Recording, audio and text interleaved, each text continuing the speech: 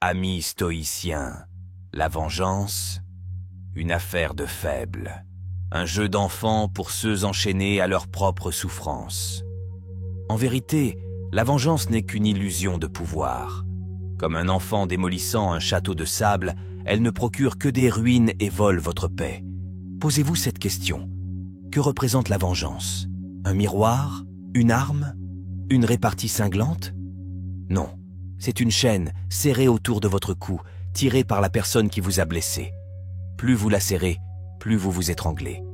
Vous devenez alors une marionnette, dansant au rythme de votre colère. Ils ont brisé votre cœur, déchiré votre âme. La vengeance brûle en vous, mais arrêtez-vous et réfléchissez. Cela vous apportera-t-il du réconfort? Non. La vérité est que la vengeance ne guérit pas. Elle est une promesse de satisfaction qui n'engendre que le vide, un poison que vous buvez en espérant qu'il tue l'autre, mais qui ne détruit que vous. Le stoïcisme enseigne que la meilleure vengeance est de ne pas ressembler à son ennemi. Marc Aurèle disait « On ne gagne pas en tombant à leur niveau, on gagne en s'élevant au-dessus. » Imaginez-vous dans une forêt touchée par une flèche au cœur. La douleur est intense, et vous prenez une autre flèche pour vous poignarder de nouveau. Cette deuxième flèche, c'est la vengeance. Elle n'arrête pas le saignement, elle aggrave seulement votre souffrance. La vengeance est une voie facile. La maîtrise de soi est plus difficile, mais mène à la liberté. Transformez votre douleur en carburant pour votre grandeur. Utilisez cette énergie pour construire votre empire. Ils ont brisé votre cœur. Rendez-les insignifiants par votre succès et votre bonheur inébranlable. Ce qui terrifie vraiment ceux qui vous ont blessé, ce n'est pas votre colère ou votre vengeance, mais votre indifférence. Votre capacité à vous reconstruire et à prospérer malgré eux. Voici votre arme. La résilience, la transformation, l'éclat. Vous n'avez pas besoin de les détruire. Construisez-vous. Respirez profondément. Regardez-vous dans le miroir.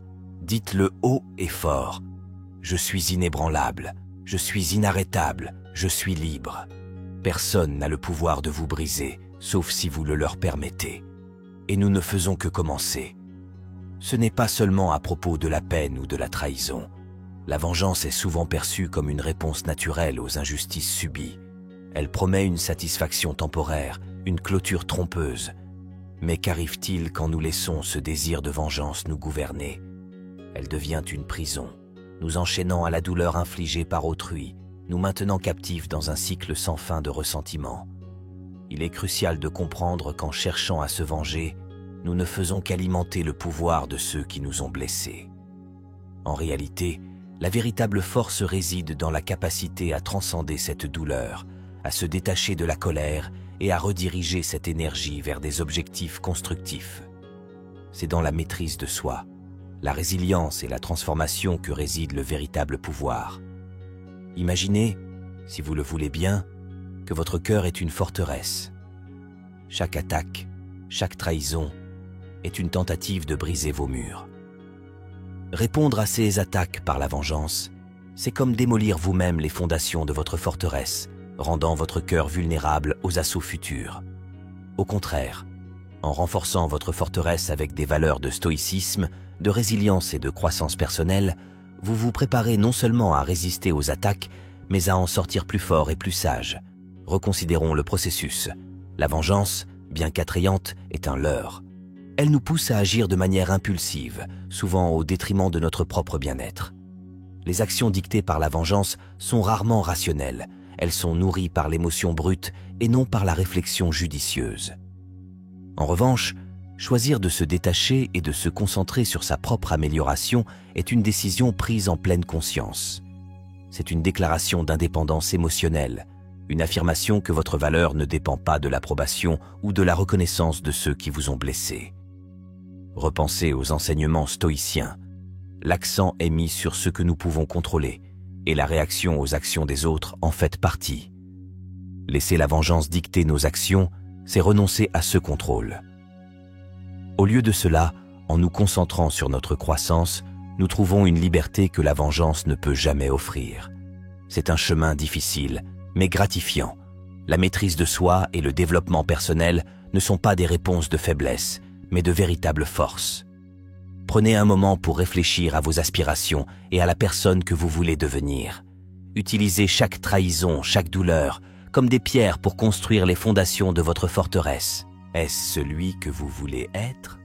Une image miroir de la personne même qui vous a blessé? Épictète a dit « Quand quelqu'un vous fait du mal, ne répondez pas en lui rendant l'appareil. » Pourquoi? Parce que lorsque vous vous abaissez à leur niveau, vous perdez de vue qui vous êtes. Vous laissez leurs actions dicter votre caractère. Vous leur confiez le contrôle de qui vous devenez. Pensez-y. La personne qui vous a trahi, qui a brisé votre confiance. Ils vous ont déjà pris assez. Voulez-vous vraiment leur en donner plus? Voulez-vous vraiment les laisser façonner votre avenir, vos choix, votre paix? La dure vérité est que la vengeance n'est pas le pouvoir. Elle n'est qu'une illusion de contrôle qui vous maintient captif. La véritable force réside dans la capacité à se détacher, à se reconstruire et à prospérer malgré tout.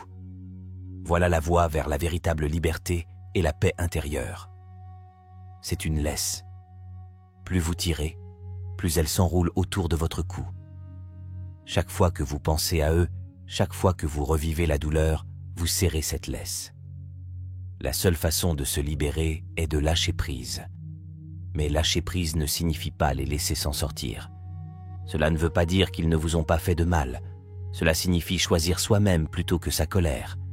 Cela signifie décider que votre paix est plus importante que leur punition. Imaginez ceci.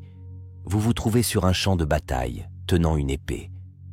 La personne qui vous a blessé est à des kilomètres de là, vivant sa vie, inconsciente de votre rage. Mais vous êtes toujours là, brandissant cette épée contre des fantômes, épuisé, en colère, seul. C'est ce que fait la vengeance. Elle vous fait mener une guerre qui n'existe que dans votre esprit. Alors, quelle est l'alternative? Quittez le champ de bataille, déposez l'épée, arrêtez d'empoisonner votre propre puits et choisissez de reconstruire au lieu de détruire.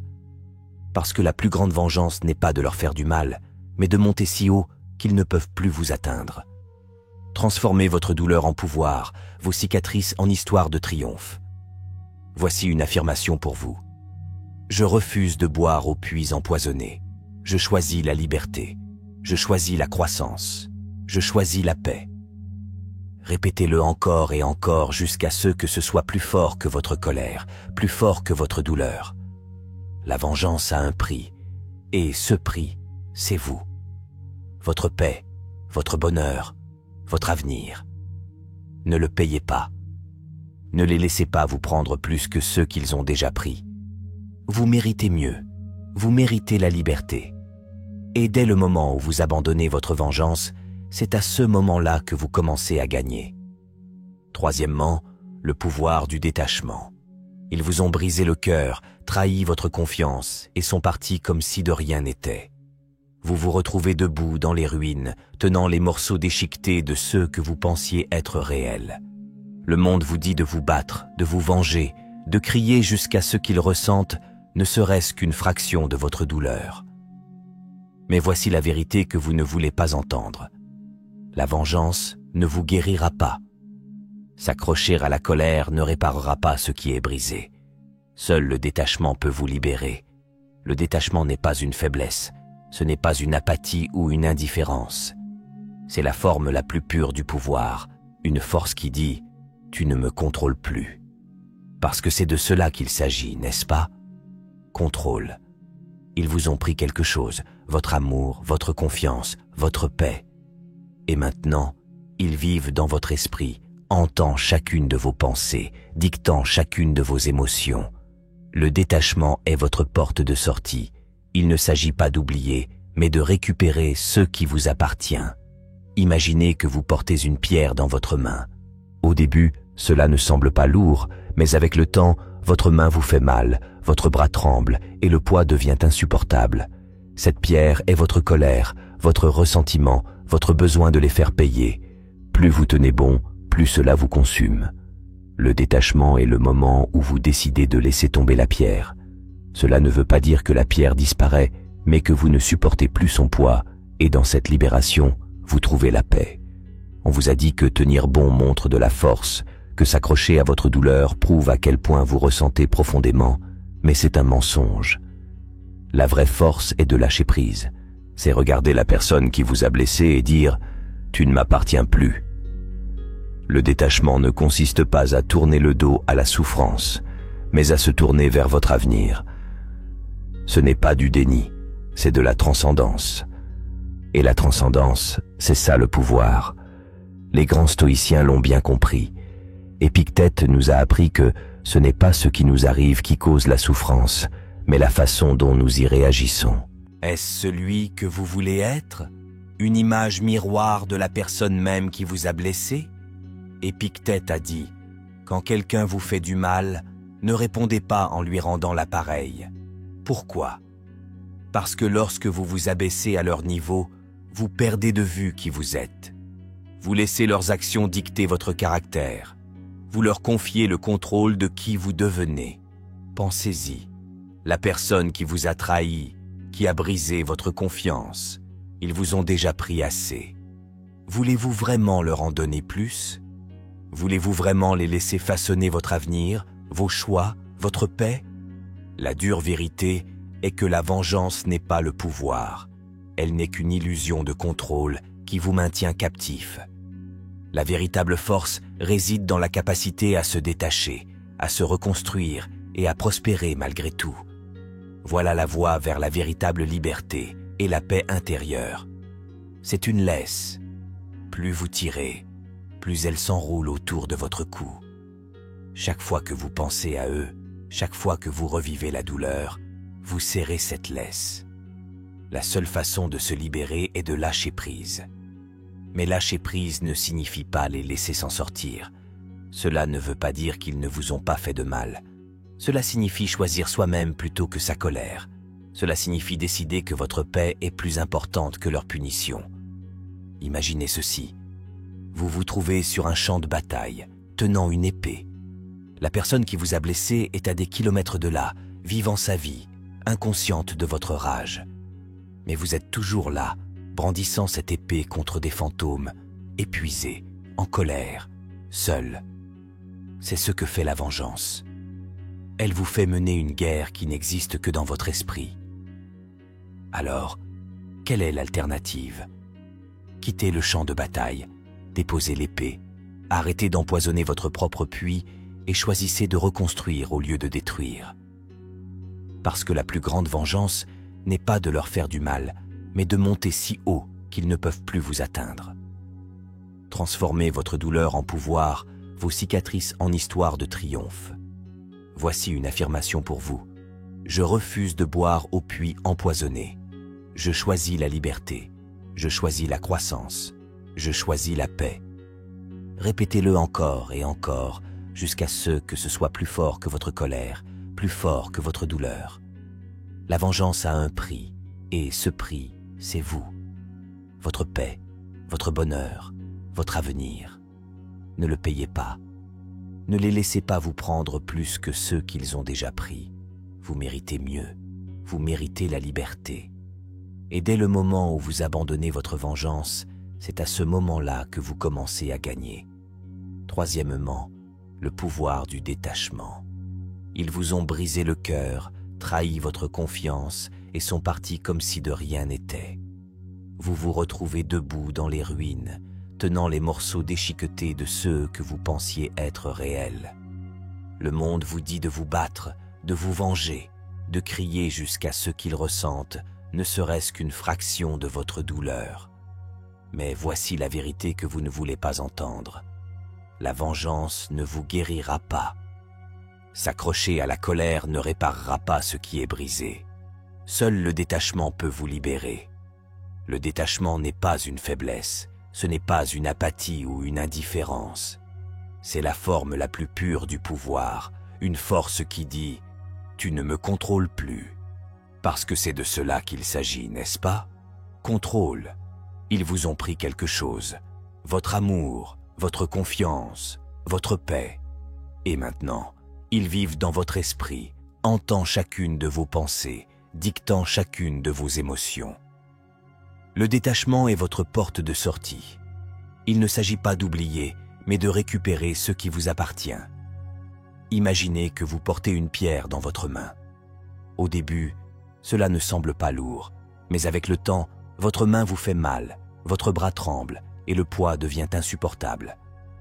Cette pierre est votre colère, votre ressentiment, votre besoin de les faire payer. Plus vous tenez bon, plus cela vous consume. Le détachement est le moment où vous décidez de laisser tomber la pierre. Cela ne veut pas dire que la pierre disparaît, mais que vous ne supportez plus son poids et dans cette libération, vous trouvez la paix. On vous a dit que tenir bon montre de la force, que s'accrocher à votre douleur prouve à quel point vous ressentez profondément, mais c'est un mensonge. La vraie force est de lâcher prise. C'est regarder la personne qui vous a blessé et dire « tu ne m'appartiens plus ». Le détachement ne consiste pas à tourner le dos à la souffrance, mais à se tourner vers votre avenir. Ce n'est pas du déni, c'est de la transcendance. Et la transcendance, c'est ça le pouvoir. Les grands stoïciens l'ont bien compris. Épictète nous a appris que ce n'est pas ce qui nous arrive qui cause la souffrance, mais la façon dont nous y réagissons. Ils vous ont brisé le cœur, c'est un fait. Mais votre souffrance, c'est votre choix. Le détachement est le refus de laisser leurs actions définir votre bonheur. C'est la reconnaissance que leur trahison les concerne, eux, pas vous. Lorsque vous vous détachez, vous n'ignorez pas la douleur, vous refusez de la laisser vous posséder. Certains vous diront que le détachement vous rend froid, insensible. Ils ont tort. Le détachement ne signifie pas cesser de ressentir. Cela signifie que vous arrêtez de vous soucier de ceux qui vous contrôlent. Il s'agit de créer un espace entre vos émotions et votre identité. Oui, ils vous ont blessé. Oui, c'était injuste. Mais vous n'êtes pas votre douleur. Vous n'êtes pas leur trahison. Vous n'êtes pas l'histoire qu'ils ont écrite. Le détachement, c'est reprendre le stylo et écrire votre propre fin. Pensez-y comme à une tempête. Lorsque vous êtes attaché, vous vous trouvez au milieu, secoué par le vent et la pluie, luttant pour rester debout. Le détachement sort de la tempête et l'observe de loin. La tempête fait toujours rage, mais elle ne vous consume plus. Vous êtes l'observateur, pas la victime. Et dans ce changement, vous trouvez votre pouvoir. Le détachement ne se fait pas du jour au lendemain. Ce n'est pas un interrupteur que vous actionnez, mais une pratique à laquelle vous vous engagez. C'est la décision tranquille, à chaque instant, de choisir vous-même plutôt que votre colère. C'est la discipline qui consiste à vous rappeler que leurs actions ne dictent pas votre valeur. C'est dur, c'est compliqué, mais chaque pas vers le détachement est un pas vers la liberté. Il y a une sorte de peur qui accompagne le lâcher-prise, n'est-ce pas? La peur que, si vous cessez de vous en soucier, ils auront gagné. La crainte que le détachement soit perçu comme une faiblesse, une preuve qu'ils s'en sont tirés. Mais voici la vérité, le détachement ne les concerne pas. Il s'agit de vous, de votre libération de la prison de leurs actes. Lâcher prise ne signifie pas les laisser gagner. Cela signifie se retirer complètement du jeu, refuser de jouer selon leurs règles. Ce qui leur fait peur, ce n'est pas votre colère, mais votre indifférence. Lorsque vous vous détachez, vous envoyez un message plus fort que n'importe quelle vengeance. Tu n'as plus assez d'importance pour me faire du mal. C'est ça, le pouvoir. C'est la liberté. C'est la force qui fait trembler le sol sous leurs pieds. Vous n'êtes pas une marionnette. Vos émotions ne sont pas des ficelles que quelqu'un peut tirer. Le détachement coupe ces ficelles. C'est l'acte ultime de rébellion, la déclaration ultime d'estime de soi. Et quand vous le maîtrisez, vous devenez intouchable. Non pas parce que vous ne ressentez rien, mais parce que vous refusez de laisser vos sentiments vous contrôler. Alors voici votre moment. Lâchez la pierre, sortez de la tempête, regardez-les dans les yeux. Pas avec colère, pas avec douleur, mais avec la force tranquille de quelqu'un qui a reconquis son pouvoir. Et dites-le à voix haute pour que le monde entende. Je suis libre. Maintenant, transformons la douleur en pouvoir. Ils vous ont blessé, brisé, vous ont laissé ramasser les morceaux de votre cœur, de votre confiance, de votre identité. Mais ils ne se doutaient pas que la douleur est un carburant. Utilisée correctement, elle est le feu qui forge quelque chose de plus fort, de plus tranchant, d'imparables. Ils pensaient vous avoir détruit, mais ils n'ont fait que vous donner les outils nécessaires pour reconstruire quelque chose qu'ils ne pourront jamais atteindre. La douleur est inévitable. C'est le prix de vivre, d'aimer, d'espérer. Mais souffrir est un choix. Vous pouvez laisser la douleur vous briser, vous transformer en l'ombre de vous-même, ou vous pouvez l'utiliser. Transformez-la en une force si puissante qu'elle non seulement vous guérit, mais vous propulse vers une version de vous-même qu'il ne reconnaîtrait même pas. Pensez à un diamant. Savez-vous ce qui le crée?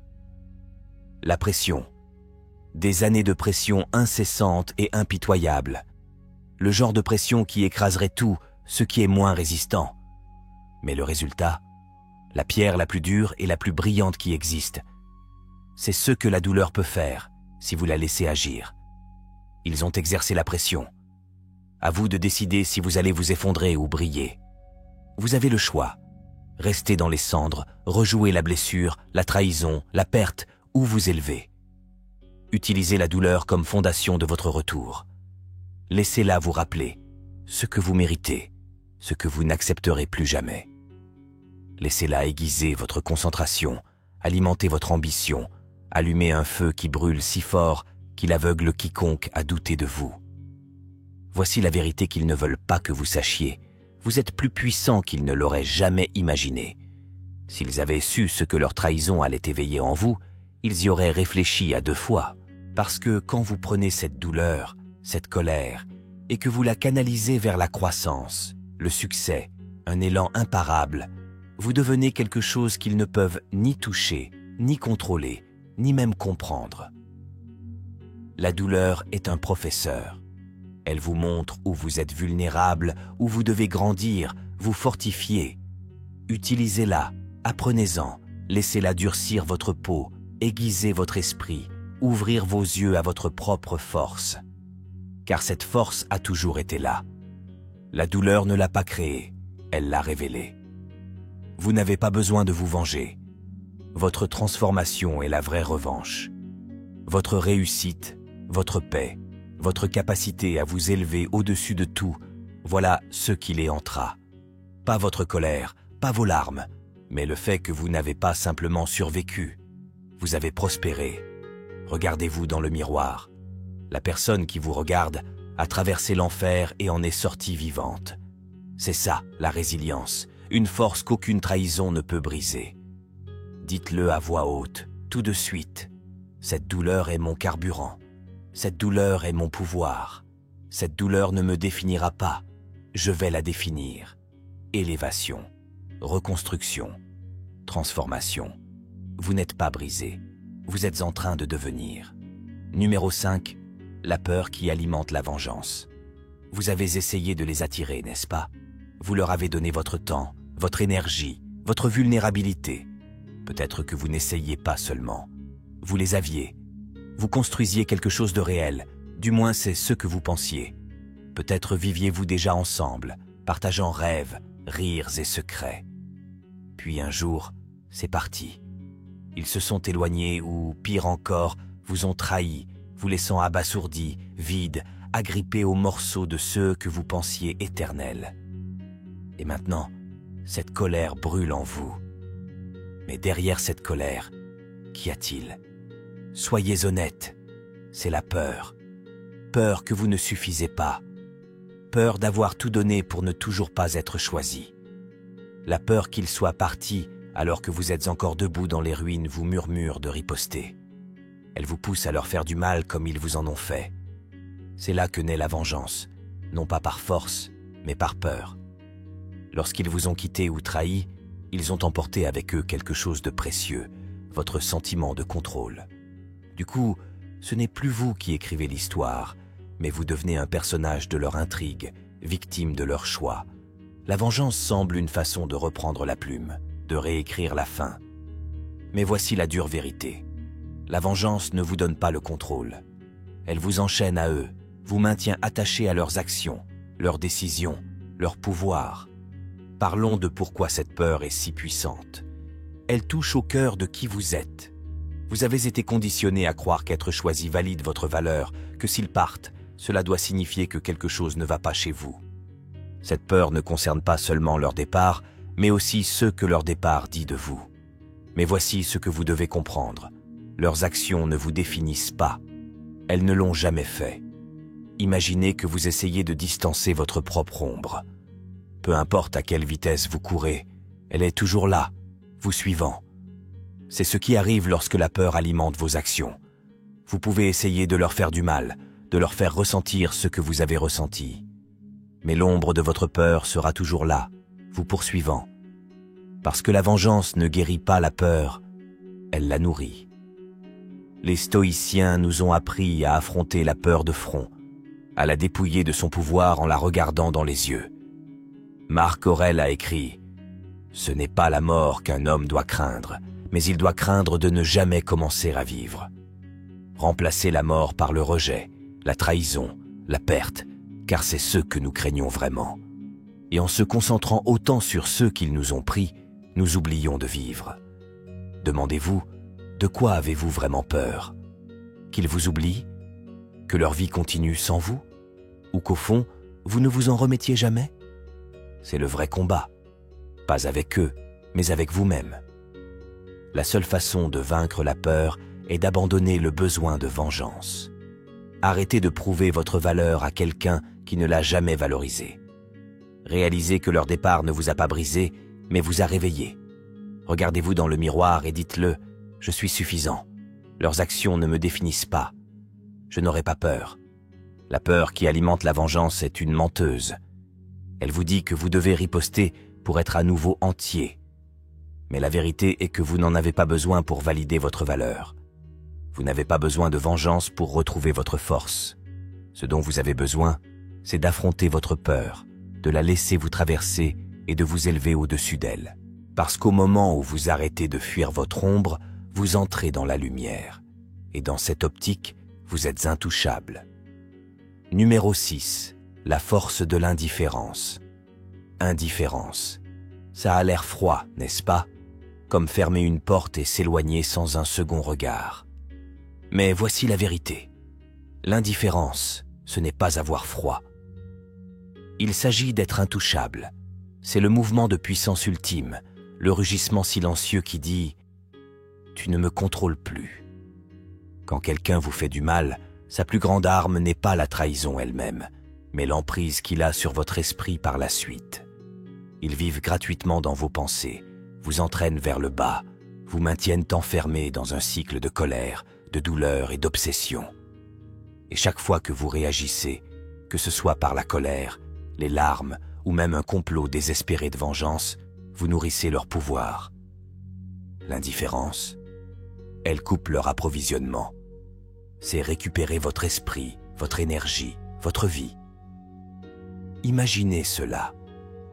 Ils se tiennent devant vous, attendant des feux d'artifice, de la rage, du chagrin, n'importe quoi pour montrer qu'ils comptent toujours pour vous. Mais au lieu de cela, vous ne leur donnez rien. Aucune réaction, aucun accusé de réception. Juste du silence. Ce silence est assourdissant, car ceux qui terrifient ceux qui vous font du mal, ce n'est pas votre colère, mais votre indifférence. Dès qu'ils réalisent qu'ils n'ont plus aucun pouvoir sur vous, c'est à ce moment-là qu'ils perdent. L'indifférence ne veut pas dire que vous ne vous en souciez pas. Cela ne veut pas dire que la douleur n'était pas réelle. Cela signifie que vous avez choisi de ne pas vous laisser définir. C'est la force d'avancer sans traîner avec vous le poids de leurs actes. Il s'agit de regarder la tempête qu'ils ont créée et de décider de se tenir au soleil à la place.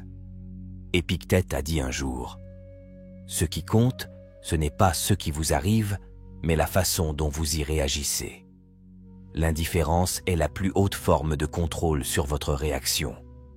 Ce n'est pas passif, c'est actif, délibéré et puissant. Ce n'est pas ignorer la blessure, c'est choisir de guérir sans leur permission. Considérez l'indifférence comme une armure. Pendant qu'ils brandissent leurs armes de manipulation, de culpabilité et de regret, votre indifférence détourne chaque coup. Il ne s'agit pas de faire semblant de ne rien ressentir. Il s'agit de refuser de laisser ces sentiments dicter vos actions. Vous pouvez ressentir la douleur, la reconnaître et quand même décider « cela ne me contrôle pas ». L'indifférence est la liberté. C'est s'éloigner du jeu dans lequel ils essaient de vous entraîner. C'est refuser de s'abaisser à leur niveau. Refuser de gaspiller votre énergie pour quelqu'un qui ne l'a pas valorisée en premier lieu. Et ce faisant, vous gagnez. Non pas en les battant, mais en les dépassant. Lorsque vous choisissez l'indifférence, vous envoyez un message sans dire un mot. Vous ne valez pas mon temps, mon énergie ou ma paix. C'est le pouvoir, c'est la force. C'est le genre de silence qui résonne plus fort que n'importe quelle vengeance. Dites-le vous maintenant, je suis au-dessus de cela, je suis inébranlable, je suis libre. Laissez ces mots pénétrer en vous. Laissez-les vous guider chaque fois que vous ressentez l'attraction de la colère, le murmure de la vengeance. Souvenez-vous que la victoire ultime ne réside pas dans la riposte. Il s'agit de ne pas avoir besoin de se battre du tout. C'est la force de l'indifférence. Numéro 7. Construisez votre royaume après un chagrin. Ils vous ont brisé, n'est-ce pas? Ils ont démoli les murs de la vie que vous construisiez ensemble, vous laissant dans les décombres de ceux qui ressemblaient autrefois à tout. Et pendant un instant, ou peut-être plus longtemps, vous avez cru au mensonge. Le mensonge selon lequel c'était la fin. Que leur trahison était votre chute, que vous ne vous relèveriez plus jamais. Mais voici la vérité. C'est ici que vous commencez. Le chagrin n'est pas la fin de votre histoire, c'est le rebondissement de l'intrigue. C'est le moment où le héros est obligé de se reconstruire, de renaître de ses cendres, de revendiquer son véritable pouvoir. Ce héros, c'est vous. Ils pensaient avoir pris vos fondations, mais en réalité, ils vous ont donné l'espace nécessaire pour construire quelque chose de plus solide. Pas pour eux, pas pour quelqu'un d'autre, mais pour vous. Imaginez-vous devant un château entièrement incendié. C'est douloureux, n'est-ce pas, de voir les rêves que vous aviez construits ensemble réduits en cendres. Mais voici le problème. Les cendres sont un terrain fertile. Ce qui grandira ensuite dépend entièrement de vous. Vous pouvez vous asseoir là et pleurer la perte, ou vous pouvez prendre un marteau et commencer à construire votre royaume, brique par brique. Cette fois, c'est le vôtre. Considérez chaque larme, chaque nuit blanche, chaque instant de doute comme des briques. Ce ne sont pas des signes de faiblesse, mais la preuve de votre résilience. Chaque fois que vous choisissez de vous lever, alors que le poids du chagrin vous semble insupportable, vous posez les fondations. Chaque fois que vous refusez de laisser leur mémoire définir votre valeur, vous construisez des murs plus hauts. Chaque pas en avant est une déclaration.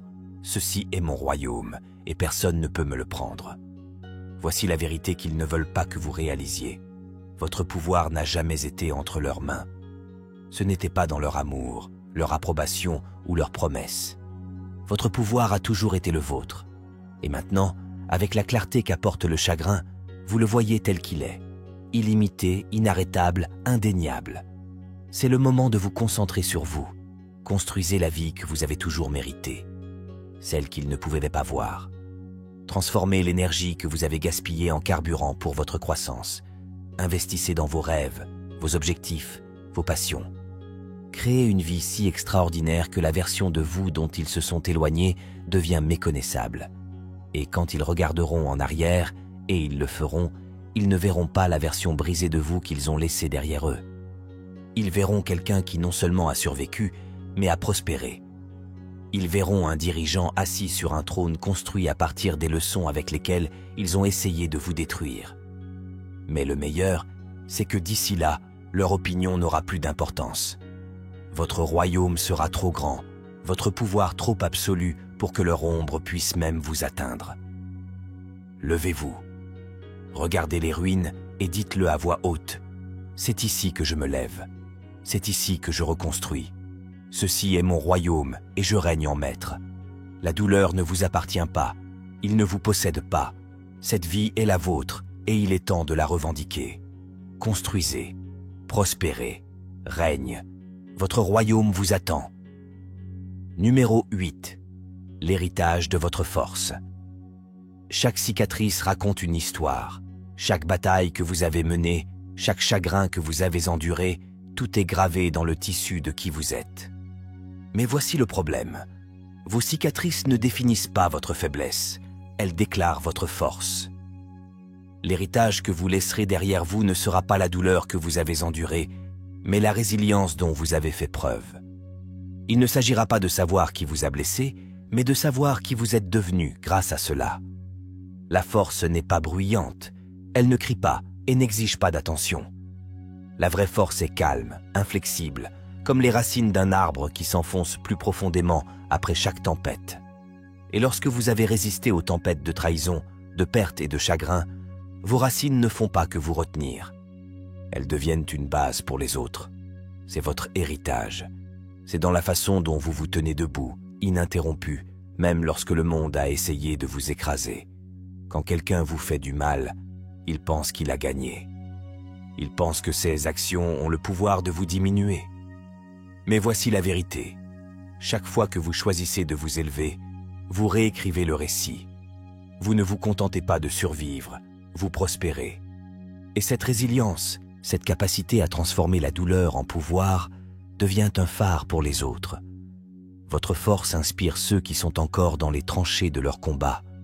Vous devenez la preuve vivante qu'il y a une vie après le chagrin, qu'il est possible de se reconstruire et de s'élever encore plus fort. Pensez aux personnes que vous admirez le plus.